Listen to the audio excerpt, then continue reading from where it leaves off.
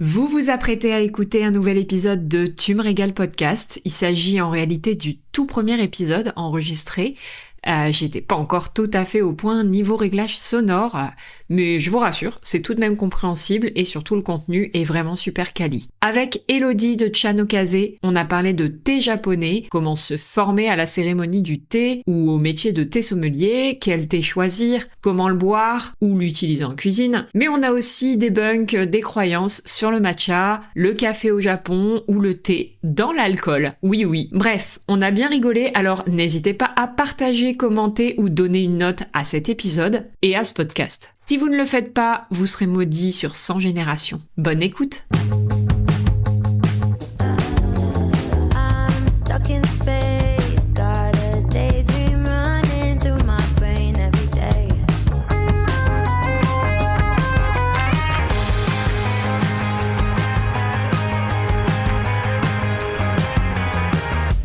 Deuxième infusion, qui est un peu plus léger, mais au moins ça nous hydrate la bouche. Tout à fait. C'est toi qui as besoin de t'hydrater la bouche, parce que c'est toi qui vas beaucoup parler. Ça marche. Dis-moi en plus, qui es-tu, d'où tu viens Moi j'ai fait plein de choses dans ma petite vie. J'ai notamment vécu au Japon quelques années, un peu plus de 6 ans, dans la région de Shizuoka, qui est la région par excellence du thé au Japon. Et du coup je suis tombée un peu dans la marmite du thé sans vraiment le vouloir de base. Enfin, c'était pas du tout prévu, c'est pas pour ça que je suis allée à Shizuoka. Ah d'accord, ok. Ça faisait partie de mes questions justement. Alors c'était un pur hasard. Et du coup, de fil en aiguille, j'ai essayé de me former là-bas. Et du coup, j'ai passé mon diplôme de ce qu'on appelle en français, j'allais dire en anglais, du coup, le petit sommelier, le sommelier en thé. J'ai passé le diplôme là-bas pour justement évoluer dans le monde du thé. Et j'ai travaillé dans l'industrie du thé là-bas. Et puis voilà, en rentrant en France il y a quelques années, j'ai repris un travail alimentaire à côté, mais j'ai décidé de développer du coup ma marque de thé pour présenter tous les thés des agriculteurs avec qui je travaille au Japon, des maisons de thé aussi, de pouvoir les présenter et les partager en France. Voilà un petit peu qui je suis.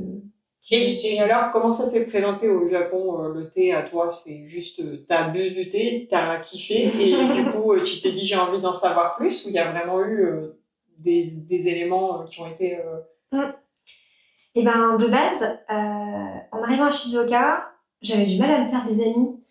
Pas parce que les Japonais sont pas gentils, mais ils sont réservés, et je suis un peu réservée aussi quand même. Et du coup, je me suis dit que j'allais faire une activité culturelle qui me permettrait de mieux comprendre la culture dans laquelle j'évoluais, puis de rencontrer des gens en même temps, donc ça faisait une pierre deux coups.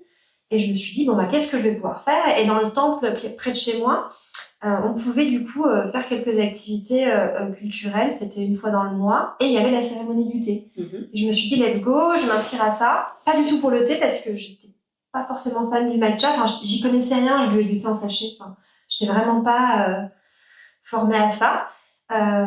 Et du coup, j'y suis allée vraiment parce que la cérémonie du thé, ça regroupe plein de facettes de la culture japonaise. On retrouve vraiment, on a des influences du bouddhisme, du théâtre no, de l'époque des samouraïs. Enfin bref, c'est hyper riche. Donc je me suis dit, en faisant ça, je vais en apprendre plein sur la culture japonaise et je vais rencontrer des gens. Et j'ai rencontré du coup mon maître de thé qui a changé ma vie, Harasaki Sensei. Et voilà, malheureusement, elle est plus de ce monde-là. Et quand elle est partie à l'hôpital, en fait, j'ai arrêté la cérémonie du thé parce qu'au Japon, quand t'as un maître de thé, tu peux pas changer normalement le maître de thé avant qu'il ne décède. D'accord. Donc tant qu'il est encore vivant, par respect, tu gardes ton maître de thé, mais du coup, je ne pouvais plus pratiquer. Et donc, je me suis intéressée au thé du sommelier. Vraiment pas la cérémonie du thé, mais vraiment le thé en tant que boisson du quotidien. Et puis, comme pour le vin en France, tout ce qui est terroir, cultivar, vraiment une autre facette du thé. Et du coup, j'ai commencé mes études de sommelière en thé. Et c'est là que, du coup, j'en apprends encore plus et que j'ai commencé à aller dans les fermes de thé parce qu'à Shizuoka, il y a des champs de thé de partout. Donc, j'ai pu aller rencontrer des agriculteurs, des usines, etc. Et c'est là vraiment où j'ai commencé ma carrière dans le thé.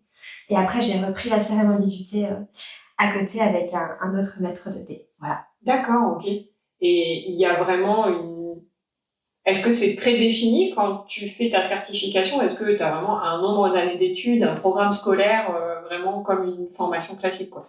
Oui, alors l'enseignement à distance, Un conseil, si certaines personnes veulent la faire, bon déjà il faut parler japonais parce que tout est en japonais, mais c'est d'aller aussi pratiquer à côté, donc aller voir des agriculteurs, faire des petits stages, aller participer à une récolte de thé. Parce que sinon c'est de l'enseignement à distance très théorique. Il y a 5 bouquins, c'est énorme, ou non, 3 gros bouquins, pardon. Avec plein de termes, voilà. En fait, on étudie tout, le thé, la partie agricole, le côté aussi, tout ce qui est biochimie végétale, donc les molécules à l'intérieur d'une feuille de thé. Donc ça, déjà, moi, je suis pas scientifique, mais en plus, c'était en japonais, donc j'ai souffert. Mais même en français, je pense que t'aurais souffert. Même en français, oui, là, je le fais justement pour les plantes, c'est assez badass. Mais bon, bref, on voit tout ça, en fait, tout ce qui touche au thé. Et évidemment, comment le servir, tout ce qui est réglementation autour du thé. Enfin, c'est un gros programme, c'est hyper complet, c'est super intéressant. Et puis après, donc, il y a des examens, voilà, des devoirs à rendre. Il y a un examen final aussi avec un oral. Voilà, et après, tu es certifié. Et donc, tu peux le faire en 6 mois si tu es badass. Moi, j'ai pris un an, du coup, à vraiment terminer ma certification. Et à côté de ça, je passais tout mon temps libre avec les agriculteurs ou dans les maisons de thé pour apprendre sur le terrain. Mais alors, est-ce que tu dirais que ce type de certification, de formation, ou même le fait d'être accompagné par un maître du thé, est-ce que c'est quelque chose que les Japonais font aussi, ou est-ce que c'est beaucoup des étrangers finalement qui se forment? Alors, je distingue vraiment le monde de la cérémonie du thé, du monde vraiment du petit sommelier. Ouais. La cérémonie du thé, il y a quasiment plus personne qui en fait au Japon. Moi, tous mes camarades de cérémonie du thé, c'était des personnes plutôt âgées. Et il y avait quelques femmes au foyer aussi, donc entre, je sais pas, 45, 55 ans. Il y avait très peu de jeunes. Mais c'était que des Japonais. J'ai connu une autre étrangère. Bon, après, moi, je suis à Shizuoka, il n'y a pas beaucoup d'étrangers à Shizuoka. Je pense que tu vas à Kyoto, au niveau de la cérémonie du thé, tu as beaucoup d'étrangers. Ouais. Ça dépend de la région où tu habites.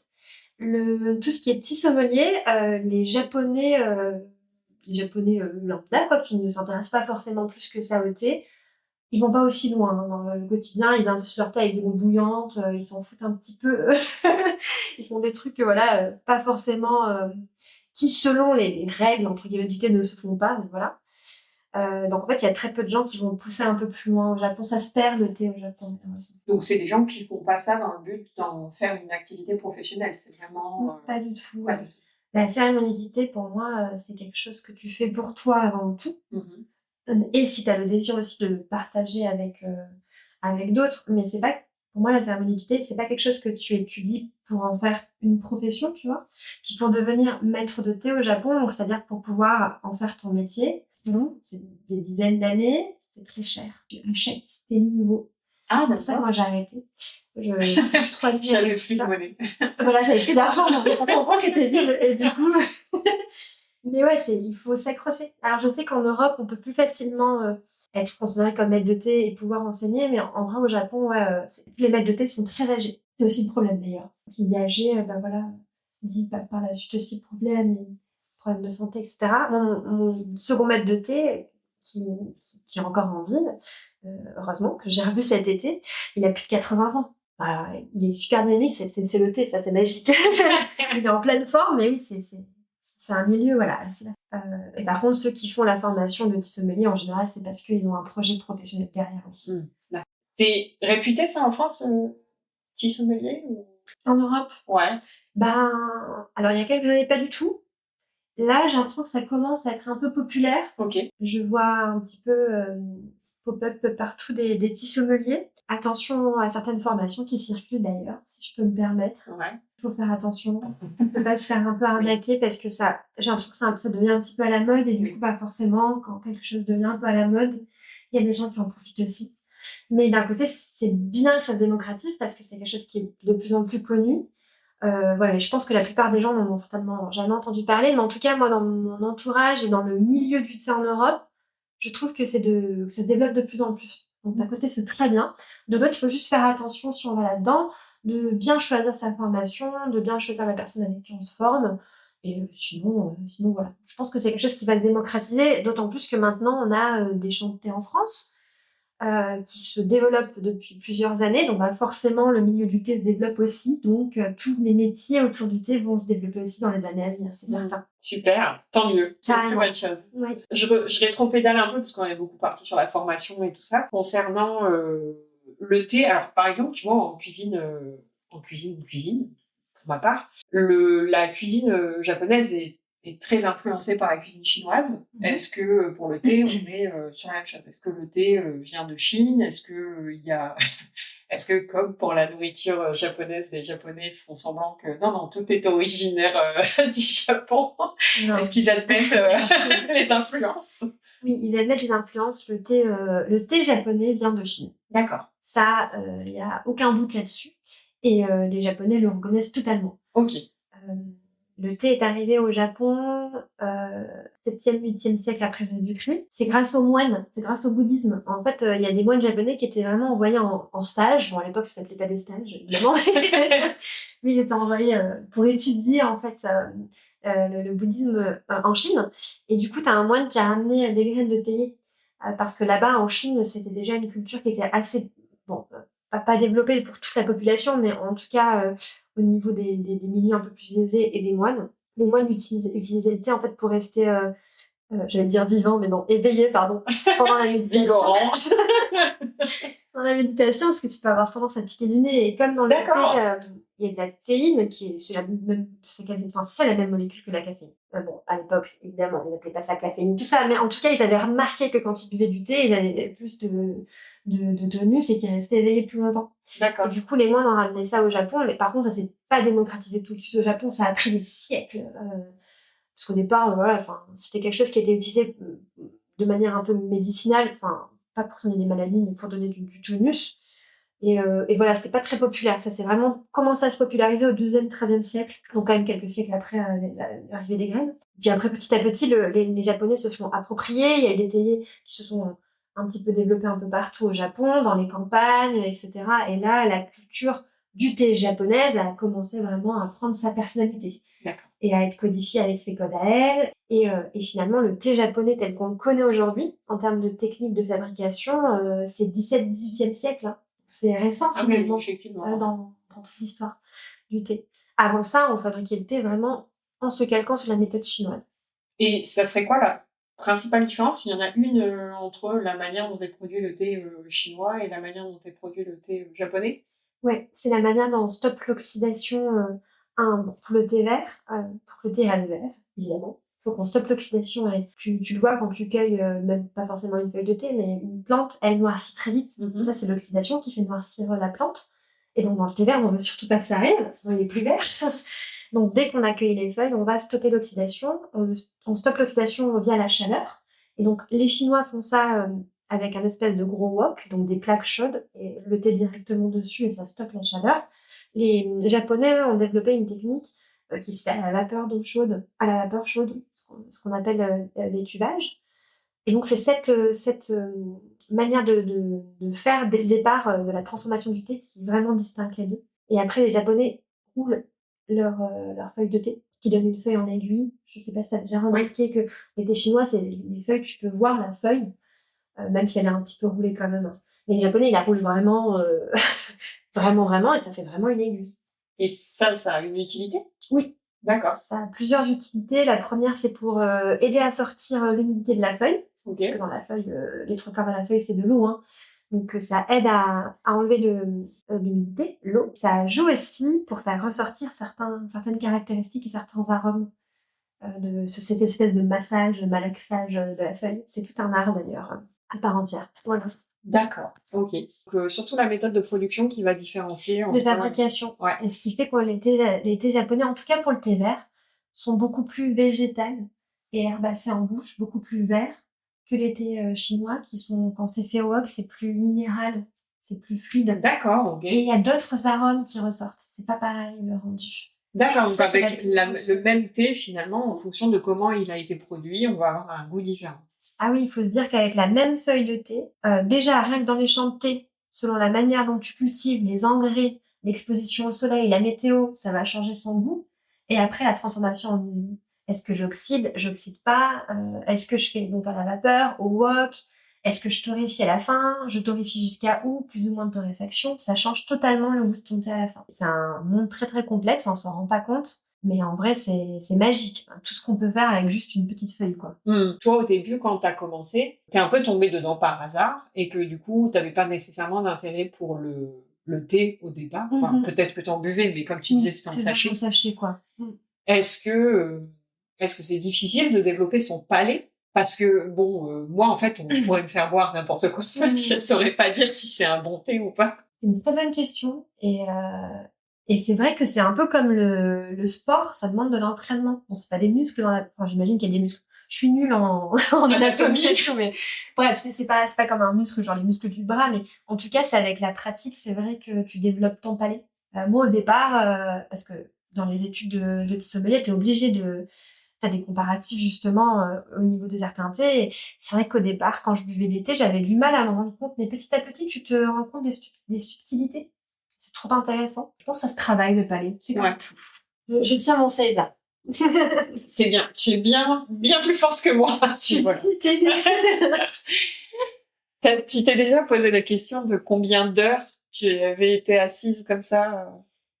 Je pense que le maximum que j'ai fait, ça a été 2 heures. Et j'ai pas pu me lever, en fait.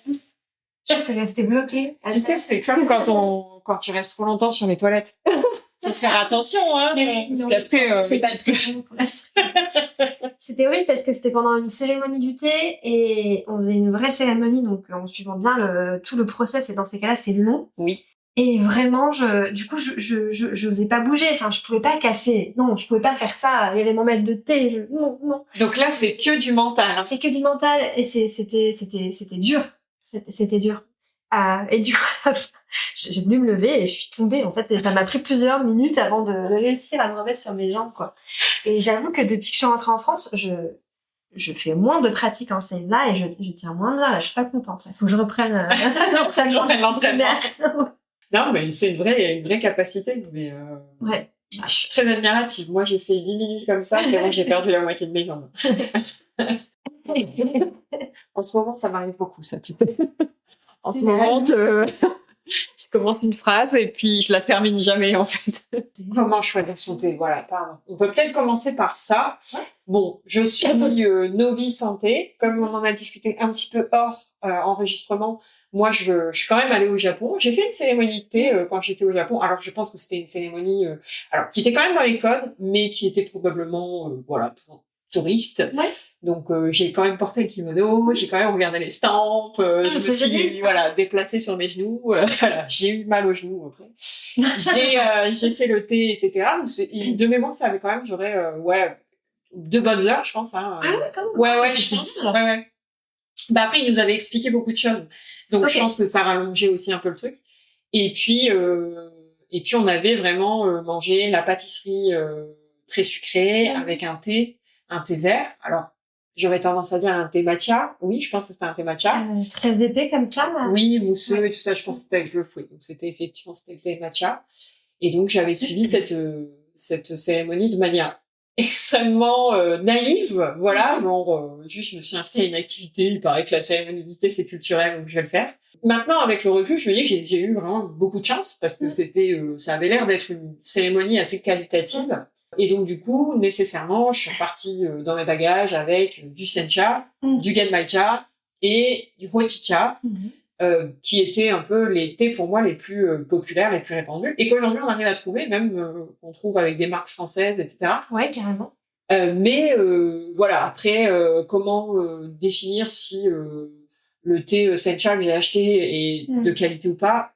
Je n'en ai aucune idée. Est-ce qu'il y a d'autres variétés de thé à découvrir? Enfin voilà, je suis très novice là-dessus. Où sont cultiver les thés? Dans quelle région? Je suis assez novice sur le sujet et du coup, je me dis que ça peut intéresser les gens de savoir, en tout cas d'avoir une approche un peu débutante de par où je commence, par quoi. Ouais, c'est vrai que moi, ça, je me suis heurtée à ça quand j'ai commencé vraiment à m'intéresser au thé. C'est par où commencer? C'est tellement vaste. Ouais. Et puis, il y a tellement de types de thé différents. Bon, au Japon, j'avais pas de problème en termes de qualité. Je savais que ce que j'allais acheter, ce serait quali, mais par où commencer? C'est vrai que c'est pas évident, je trouve. Je pense que déjà, il faut bien choisir l'endroit où on va acheter son thé. meilleur endroit, c'est la boutique Chanokaze. Évidemment. Évidemment. Non, je rigole. Il y a pas que la boutique Chanokaze. Il y a plein de bons endroits pour acheter son thé japonais, mais il y a aussi Chanokaze. En tout cas, bien choisir sa boutique. Si on veut vraiment expérimenter le thé japonais, découvrir des cultivars différents, j'encouragerais même à aller vers une boutique un peu moins boutique chaîne entre guillemets, et vraiment une boutique un peu plus petite, et puis qui se spécialise dans les thés japonais ou qui a une bonne collection de thé japonais. Donc bien choisir l'endroit où on achète son thé. Si on l'achète en ligne, bien faire attention où on l'achète en ligne. Il y a plein de boutiques en ligne de thé qui vendent des produits très chers et pas forcément quali. Donc attention, quand on achète en ligne, il y a de tout, quoi. Il y a des très bons produits, et il y a aussi des choses un peu moins bien, mais avec un très bon marketing, ce qui fait que ça se vend très cher. Et finalement, on n'a pas forcément un produit quali. Ouais. Donc juste bien choisir d'abord son fournisseur. Donc trouver soit une petite boutique physique près de chez soi, ça c'est le mieux, hein, parce que tu peux y aller, parler avec la personne, goûter. Soit bien choisir son fournisseur en ligne, sa boutique en ligne. Voilà, donc ça c'est déjà la première étape. Une fois qu'on a trouvé son petit lieu où acheter son thé, déjà en termes de qualité, normalement il ne devrait pas y avoir de problème. Normalement, il y a des indices quand même qui peuvent nous dire, ok, est-ce que le thé qui m'est vendu c'est un bon thé ou pas? Déjà, de base, il n'y a pas de mauvais thé. Parce que s'il a été fabriqué, que ce soit en Chine, au Japon, qu'importe, il a été fabriqué dans les règles de l'art, donc il n'y a pas de mauvais thé. C'est plutôt la méthode de conservation qui va faire qu'un thé peut très vite tourner, entre guillemets, parce que c'est jamais périmé un thé. Tu vas pas tomber malade parce que tu bois un thé qui est trop vieux. Juste, s'il est mal conservé, et ben, il va perdre toute sa saveur, il va même parfois devenir mauvais en bouche au niveau gustatif. Et ça, c'est notamment à cause de tout ce qui est lumière, oxydation, odeur, etc. Donc, quand tu achètes un thé, déjà, si tu vois qu'il est dans un sachet de thé qui est, comment dire, via lequel la lumière peut passer. Donc, oui.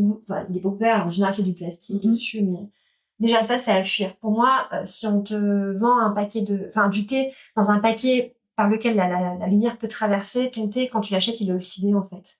Donc, il sera pas dégueulasse, il sera pas mauvais pour ta santé, mais tu perds les 3/4 de ses arômes, quoi. Donc, il faut faire attention à l'oxydation du thé. Et puis, la couleur, c'est aussi un bon indice, en tout cas pour le thé vert. Si tu vois que le thé, le vert, il est un peu passé, il tourne un peu au kaki marron, c'est que le thé, il est oxydé. D'accord. Et donc, ça, on va éviter. Voilà. Et après, il faut trouver le type de thé qui te plaît. Et donc ça, le mieux, c'est de goûter plein de thés différents. Parce que finalement, je peux pas te dire tel thé est mieux. Par exemple, le thé vert sencha, c'est le meilleur. Non, c'est pas vrai. Moi, c'est mes préférés, c'est les sencha. Mais pour quelqu'un d'autre, ça va être les thés noirs. Pour quelqu'un d'autre, ça va être un thé oolong, donc un thé semi-oxydé. Voilà, il y a tellement de thés différents. Et ça, je pense que c'est très subjectif. Donc, le mieux, c'est de goûter, essayer d'acheter demander si on peut avoir un paquet de 50 grammes au lieu de 100 grammes, par exemple. La plupart des boutiques le font, ce qui permet de pas avoir trop de quantité. Moi, ce que j'aime bien faire, c'est des pochettes découvertes. J'en ai fait une en automne, j'en ferai une pour l'hiver aussi, avec encore moins de quantité. C'est des paquets de 20 grammes de 5 thés différents. Et comme ça, je me dis, la personne, elle peut en essayer plein. Et c'est sûr que dans les 5, il y en a au moins un qui va attirer son attention. Et ça, c'est un bon point de départ aussi. Elle va dire, tiens, celui-ci, je l'ai particulièrement aimé. Pourquoi? Ok, c'était quoi comme thé? Ok, c'était un thé vert sencha. Ok, le cultivar, très bien. Tiens, je vais m'intéresser plus à la famille sencha. Si c'est plus le thé noir qui l'intéressait, tiens, je vais commencer par m'intéresser à la famille des thés noirs. Et je pense que c'est bien d'abord trouver la famille de thé qui nous plaît, en goûter plusieurs, puis après ouvrir un petit peu son palais à d'autres choses. Voilà. Ce que tu as prévu de faire, tu sais, quand tu vas au salon du vin ou ce genre de truc où tu as un petit cahier avec toutes les références de ce que tu as bu et tu peux mettre des petits bonhommes qui sourient ou qui sourient pas, parce que évidemment qu'à force de boire du vin, tu n'as plus le vocabulaire, et donc tu mets des croix sur les bonhommes. Ça, celui-là, je l'ai beaucoup aimé, donc je mets plein de cœurs à côté du bonhomme. Mais voilà. Tu rigoles, mais moi j'ai fait ça.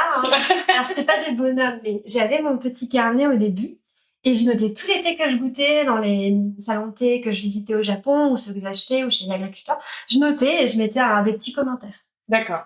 Et j'ai fait ça longtemps. Même quand moi j'infusais à la maison, je notais, ok, aujourd'hui j'infuse à telle température, ça donne quoi? C'est trop intéressant. Et c'est comme ça après que tu te rends compte de ce que t'aimes pas. Moi je sais que par exemple, personnellement, le thé noir, c'est pas mon dada. Je n'achète quasiment jamais de thé noir et j'en bois quasiment jamais. Et ça, je l'ai appris en goûtant, en fait. Hein. Donc, je sais pas si j'ai répondu à ta question. Et ben, tu m'en as fait pop-up dot parce que tu parlais justement de l'oxydation du thé. Du coup, j'imagine qu'au moment de la conservation, ça va être la même chose. On va le garder à l'abri de la lumière, de l'humidité, de la chaleur, j'imagine. Et de l'odeur, ouais. Et quoi, est-ce que, par exemple, moi, j'ai toujours, je sais que j'ai vu ça toute ma vie, ces fameuses boîtes en inox, là, dans lesquelles on met du thé, du café, des pâtes, etc. Et moi, j'ai toujours eu l'impression que le côté inox, un peu de fer, ça peut donner un goût aux ingrédients. Du coup, j'ai jamais mis, mais tu vois, je laisse dans les paquets. Est-ce que pour le thé, il y a aussi des matières à éviter? Enfin, est-ce que non, une boîte en inox ou une boîte en acier, c'est pas grave, ça fait l'affaire, ou est-ce que... Ben, ça dépend comment t'as entretenu ta boîte.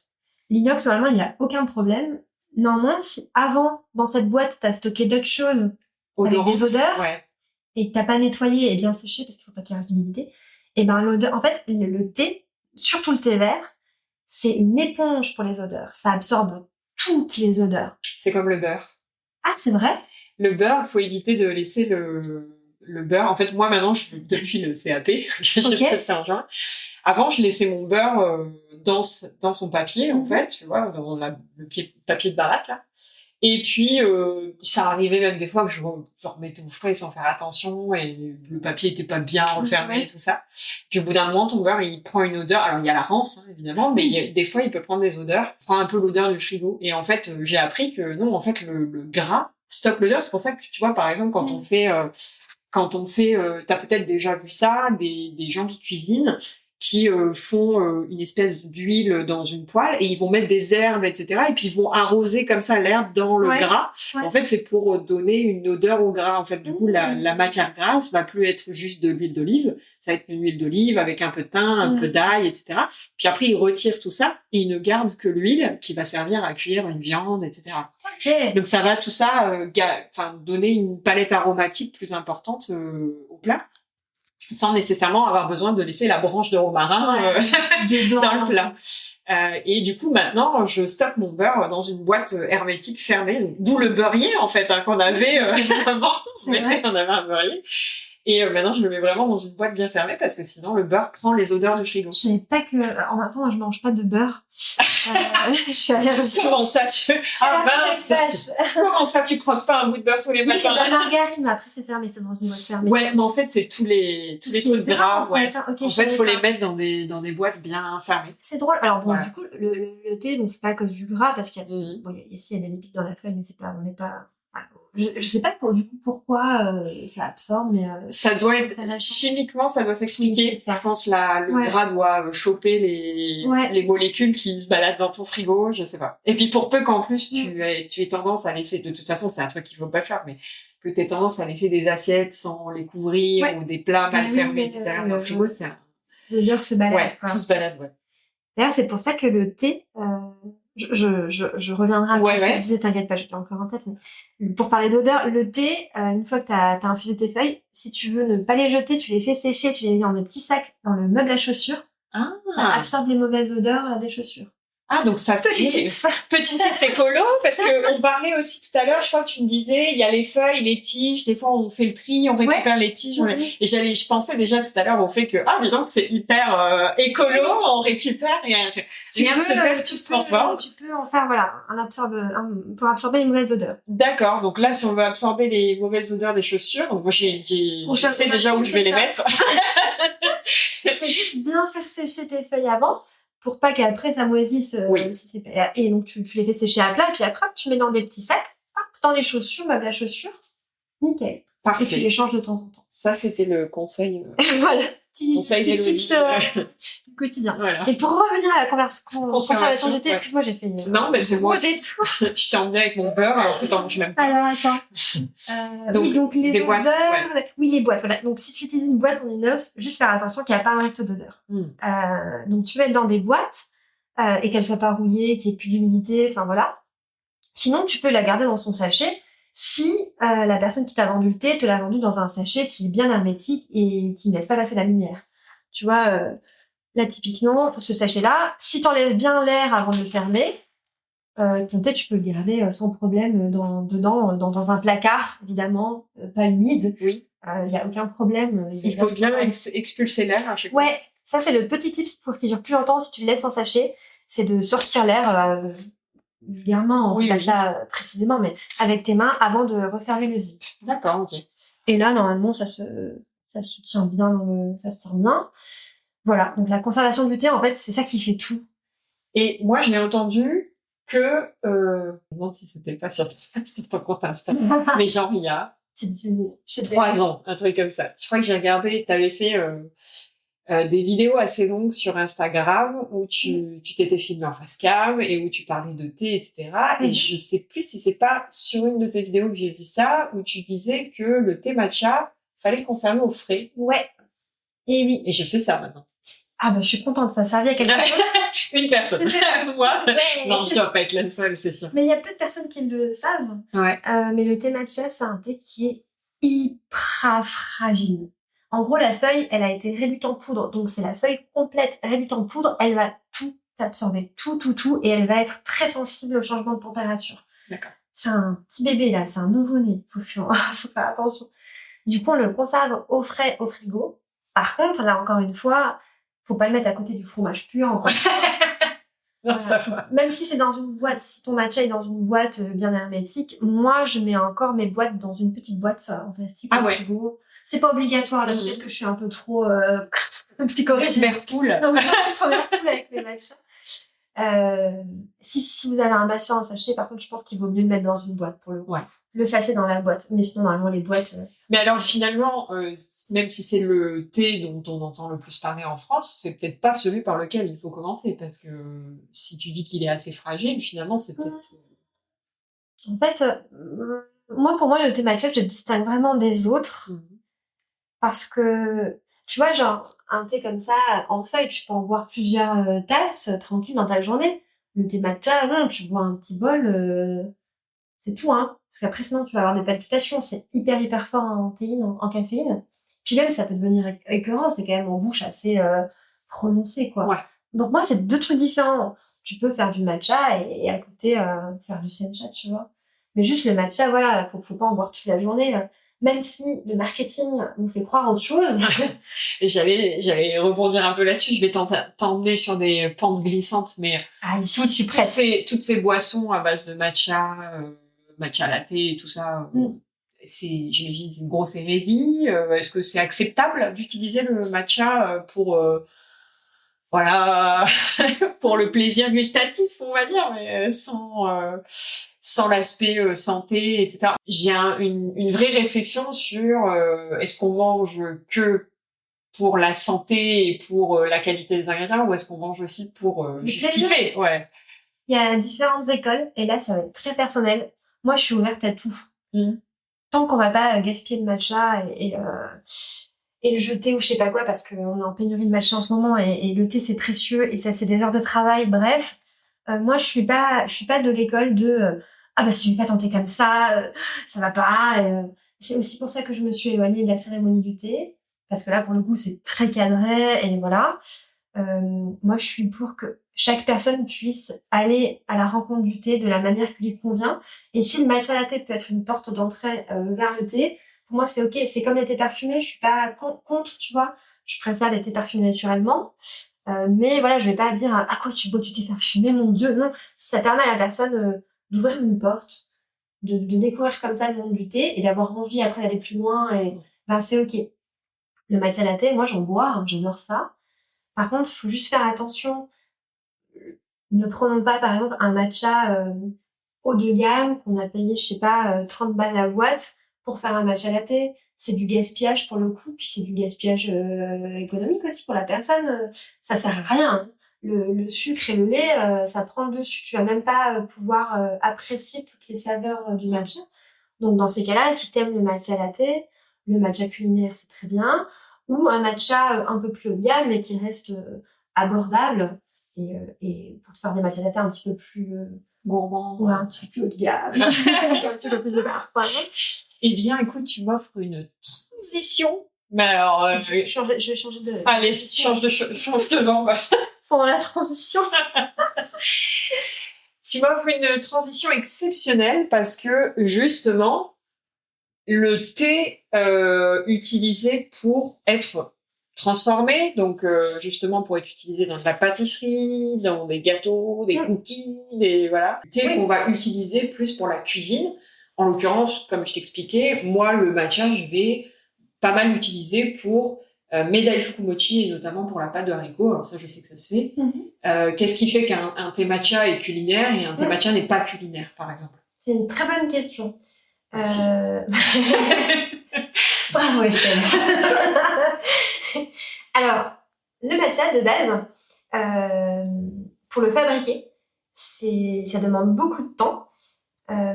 On utilise du coup des récoltes de printemps, donc des tout premiers bourgeons. On fait une première transformation, on le laisse reposer quelques mois et après seulement il passe à la meule pour le faire en poudre. Et c'est là qu'on a des matchas assez haut de gamme.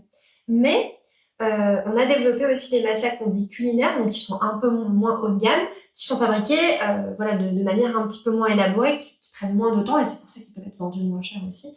Où on va aussi mélanger avec des récoltes d'été par exemple. Donc des feuilles qui ont un peu moins de ce qu'on appelle l'umami ou le côté un peu sucré, qui sont un peu plus astringentes. On va mélanger ça, des feuilles comme ça. On va pas forcément laisser reposer aussi longtemps.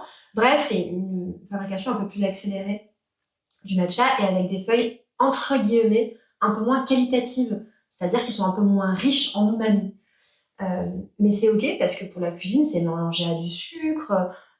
Souvent à du sucre, donc c'est pas grave si la poudre est très amère et astringente, puisque c'est mélangé avec autre chose. Alors que le matcha qu'on dit haut de gamme, là vraiment on va chercher à développer l'umami, les arômes, qui est une palette aromatique riche, pour qu'on puisse le boire aussi nature. Donc c'est ça qui fait la différence. Et comment on le reconnaît, le matcha culinaire, souvent la couleur est plus foncée.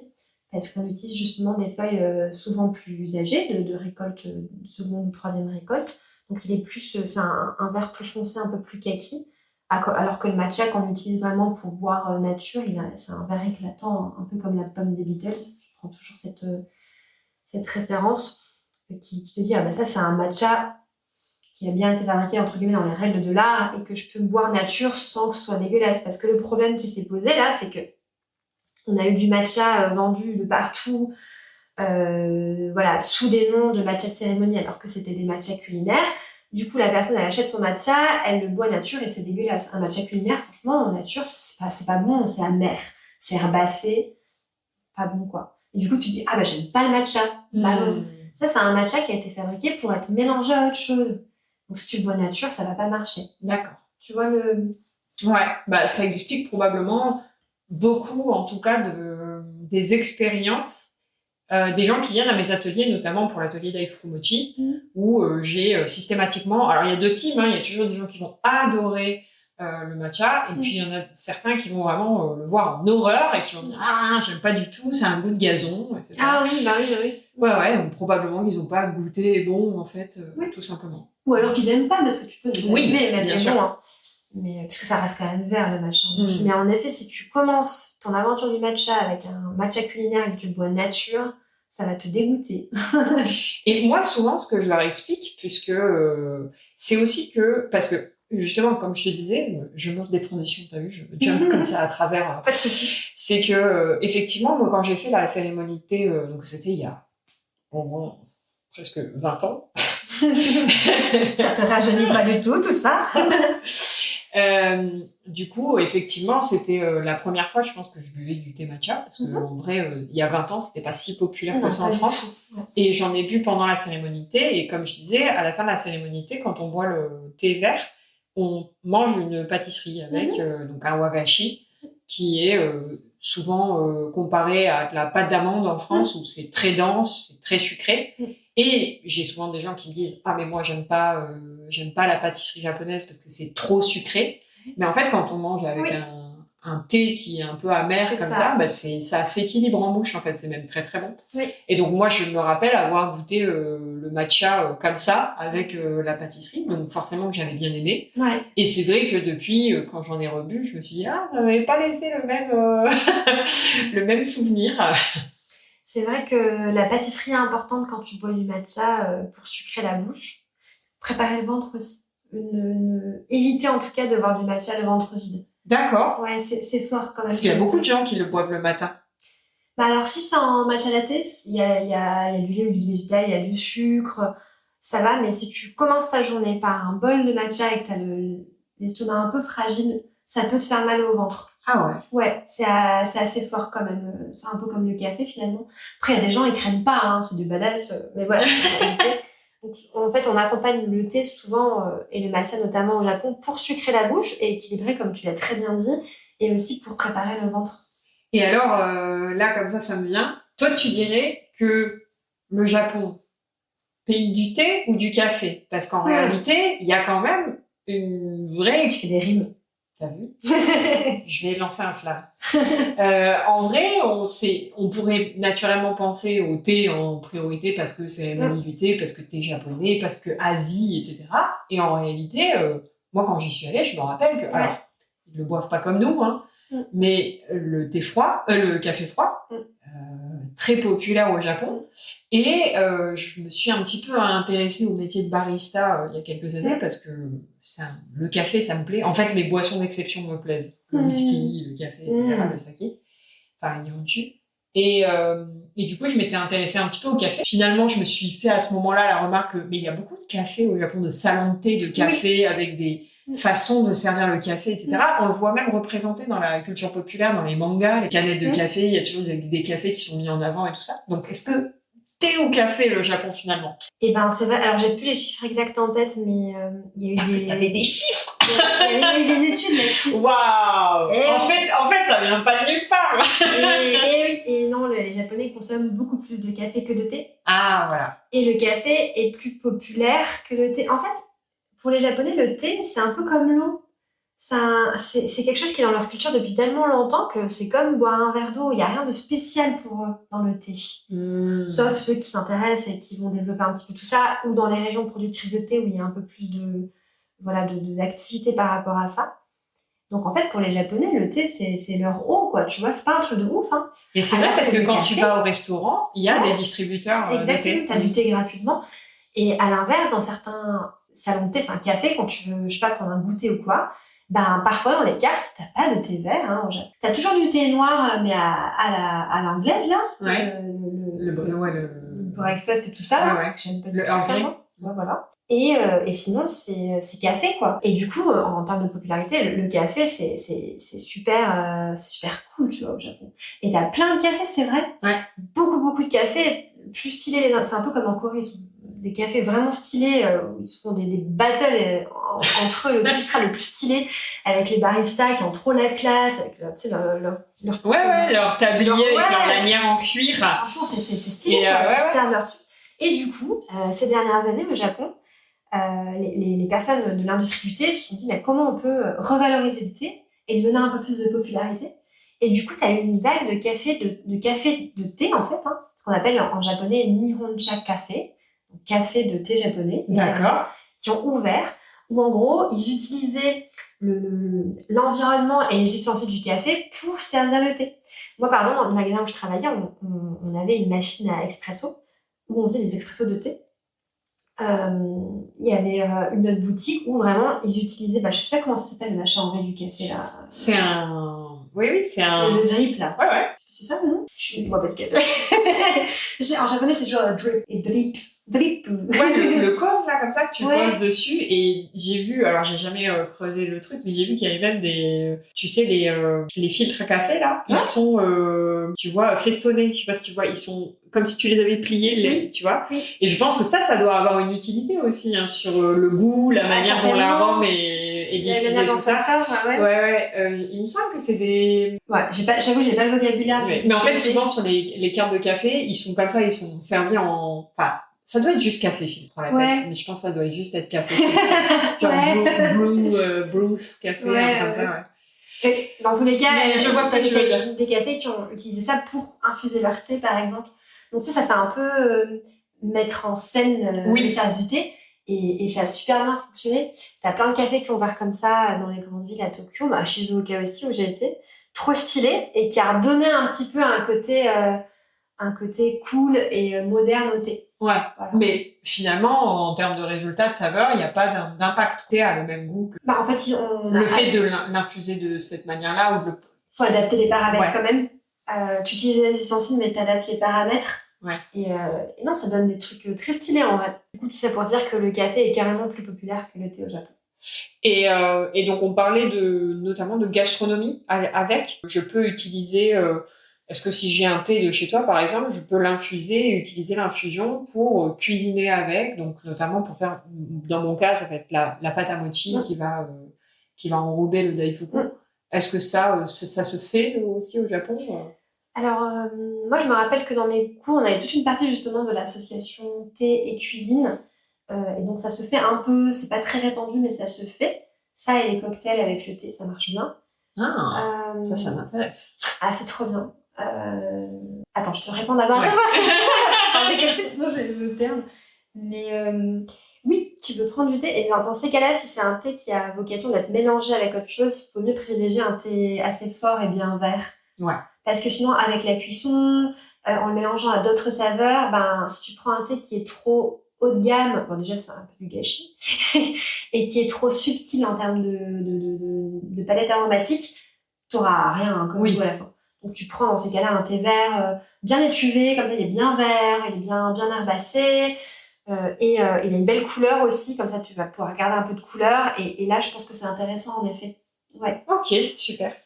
Plutôt un thé vert sencha bien étuvé dans ces cas-là. Et on va se garder la partie cocktail pour après. Je viens de penser à une chose parce que justement, toi, dans les thés que tu proposes des thés sur ta boutique qui viennent d'une région en particulier. Ouais. Alors, non, il n'y a pas que cette région, mais les 3/4 de mes thés viennent de Shizuoka. Ok. Qui est une région qui finalement est peu connue, mais si je dis Mont Fuji, normalement, tout le monde se situe, c'est la région du Mont Fuji. Même si le Mont Fuji est à cheval sur 2 régions qui sont la guerre pour savoir à qui est le Mont Fuji. Ah oui, c'est comme le Mont Saint-Michel, en fait. Oui. Ah, d'accord. C'est comme les Bretons et les Normands. Un mont à chaque fois. Mais le Mont Fuji, en fait, il y a une partie, il est quand même assez gros, on va se mentir. Et il y a une partie qui est côté Shizuoka et l'autre c'est Manashi. Bref, dans tous les cas, c'est la région, entre guillemets, du Mont Fuji, à 1 heure à peu près de Tokyo en Shinkansen, en l'équivalent du TGV. Et ça a été longtemps la première région productrice de thé au Japon, en termes de quantité.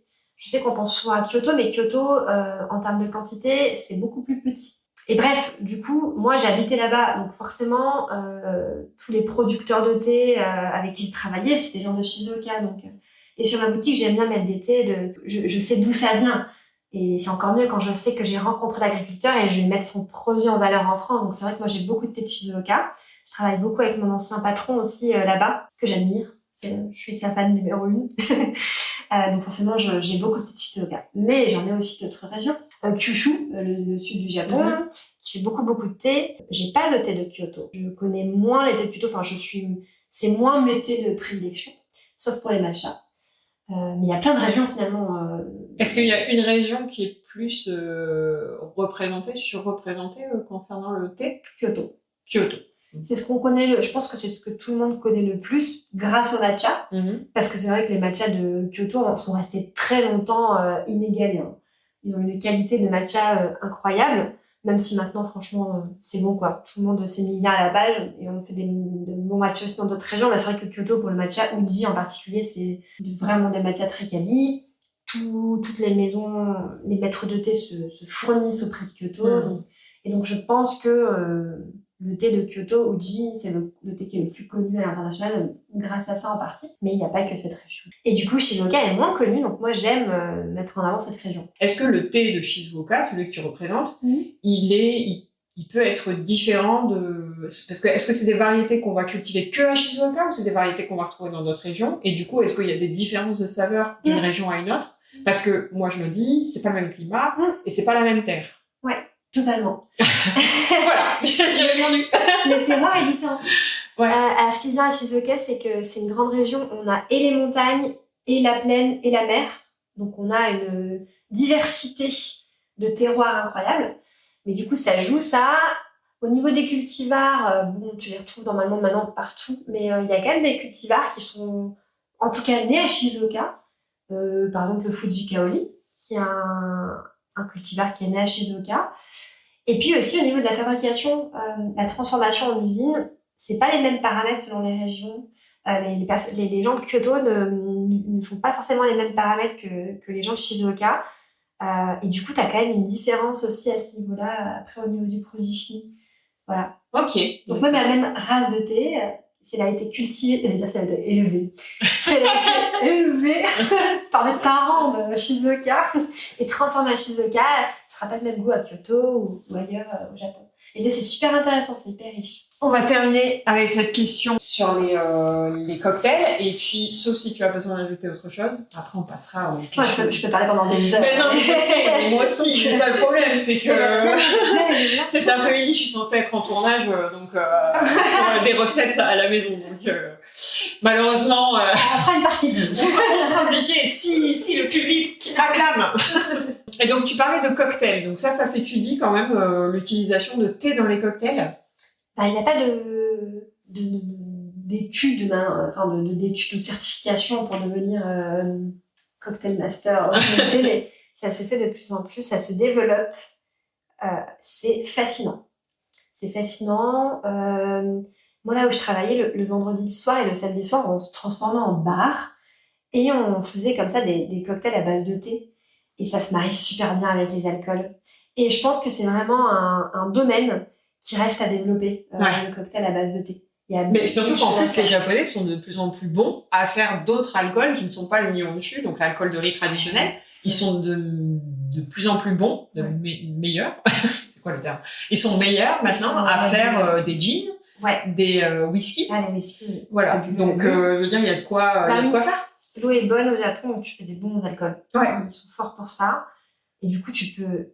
Vraiment, je pense que le cocktail à base de thé, c'est un domaine où on a encore plein de choses à créer.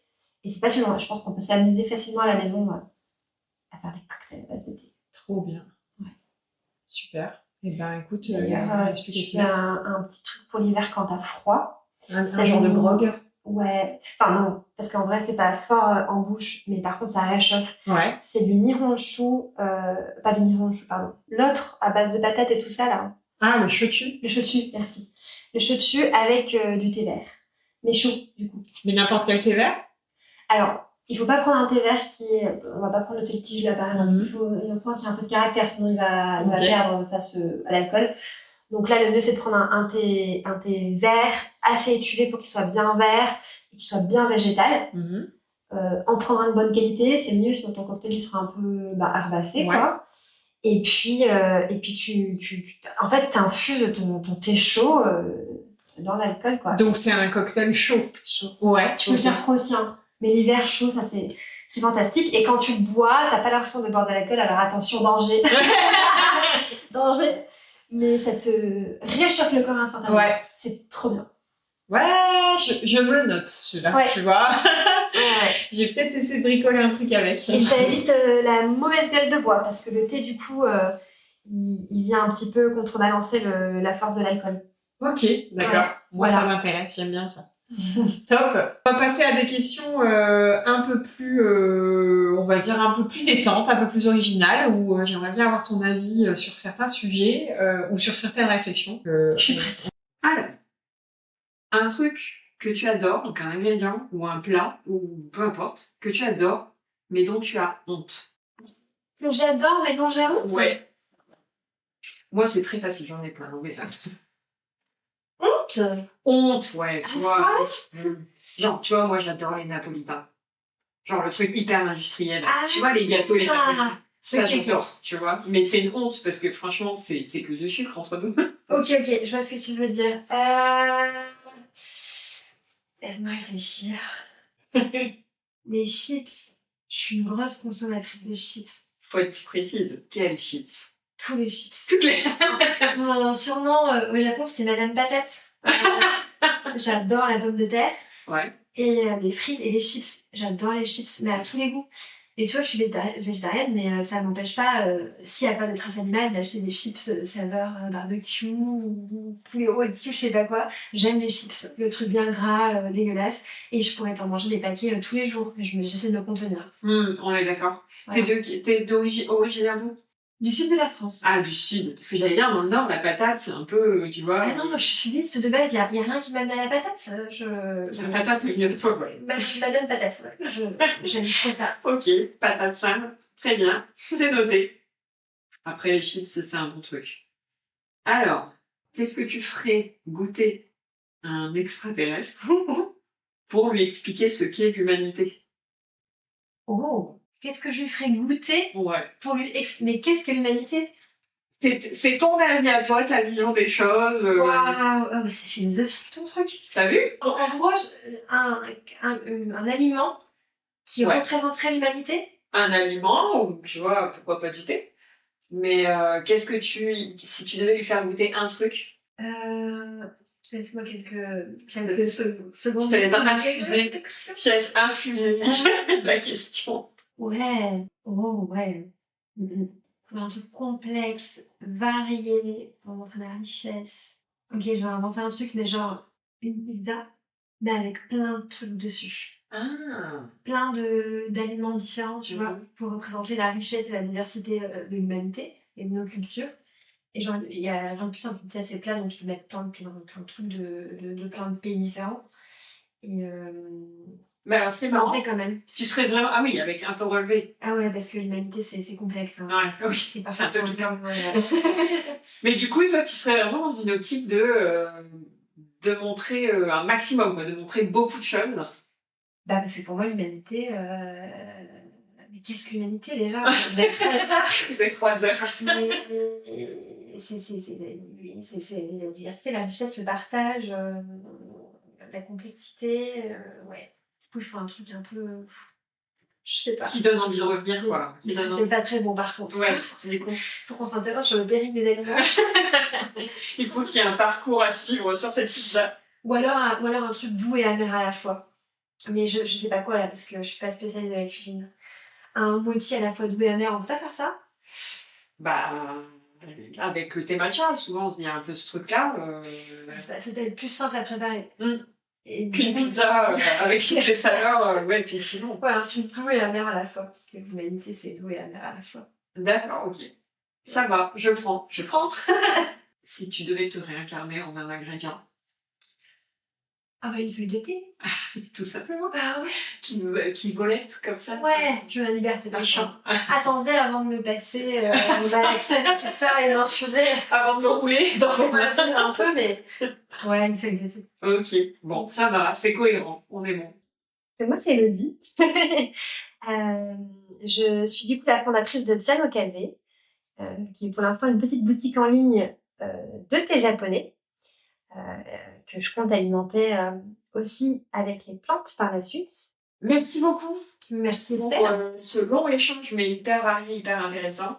Je pense qu'on va aller boire ton thé et manger les pâtisseries maintenant. Et puis, écoute, les gens peuvent te retrouver sur Instagram, Tiano Kaze. Oui. Voilà, ton site internet, oui. tianokaze.com, tout simplement. Oui, ils peuvent retrouver ton thé et te contacter si besoin. Oui, ne pas hésiter à me contacter. Je suis toujours ravie de répondre et de guider, même si je prends du temps à répondre. Mais voilà. Mais de moins en moins de temps. Je sais. Voilà. Merci beaucoup. Merci.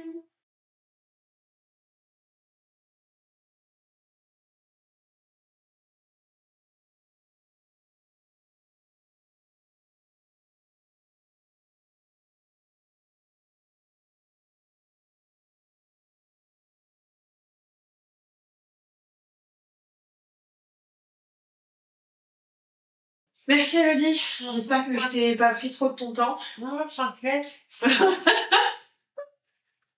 Ah, j'ai oublié de te dire, mais ça enregistre encore.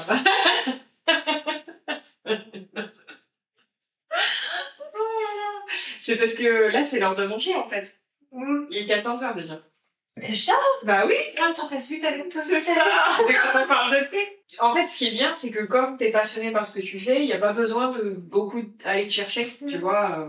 T'as ouvert la vanne. Non, mais du coup, c'est parfait. Enfin, tu vois, ça m'a pop-up plein de questions, plein de réflexions. Je me suis dit, ah ouais, il y a vraiment des trucs intéressants. Ça me donne presque envie, moi, d'aller m'y mettre, alors que j'ai pas forcément le temps pour ça, mais Mais ça fait quand même partie de l'alimentation, donc ça reste quand même pertinent d'aller creuser un peu ces pistes-là. Merci d'être arrivé jusque-là, j'espère que vous avez kiffé cet épisode autant que moi. Oubliez pas vos devoirs et obligations en partageant et commentant cet épisode, merci d'avance. Et en lâchant une bonne note, pas une mauvaise, merci.